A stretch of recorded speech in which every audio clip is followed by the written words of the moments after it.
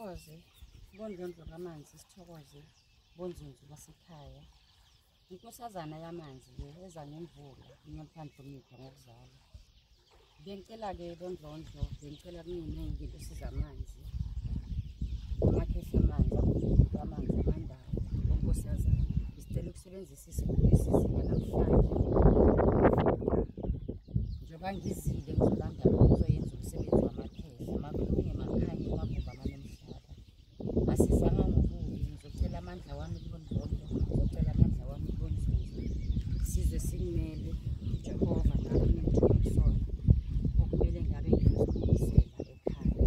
Ngicela ningibingelandla umsebenzi wanamhlanje ngibeka kumalume kamama nakubomama nakubokhokho, kumalume kababa nakubobaba nakubokhokho njengoba ngishilo.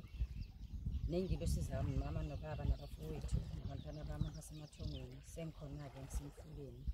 Umsebenzi ngibeka kunina abogogo nabomkhulu, ngakhanye makuvuleke kumagumane omhlaba. Abanikazi besiziba bangamukele, umsebenzi uhambe kahle, senze kahle, kube yimpumelelo, amakhehla asondele. Njengoba ikhala ukuthi afuna ukungena emagcekeni, ngizolanda wona, ngizolanda nombuza wami, moya kanzonza, ngakhanye makuvuleke. Sicela naku Jehova uNkulunkulu umenzi wakho konke ukuthi naye abe nami kukhanye kuvuleke kumagumane omhlaba.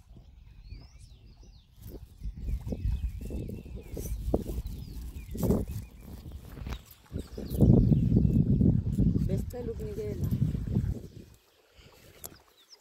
abanikazi bomfulo, ngizeke kugezeke, ngicele kuceleke, konke kukhanye, konke kuvuleke. Ezinye imadebe indaba ezithi sithule isikandaba amanye amalembe enkama amalembe nekhapha uzile omnyama ondlela zimhlophe kaphungathi amadebe. Sokulanda namhlanje khanyisa kuvuleke la kuvaleke khona. Sebenza isimele, inhlanhla zingilandele, amandla ngibe nawo okubona nokuphilisa. Amakhosi amakhulu. Impepha yami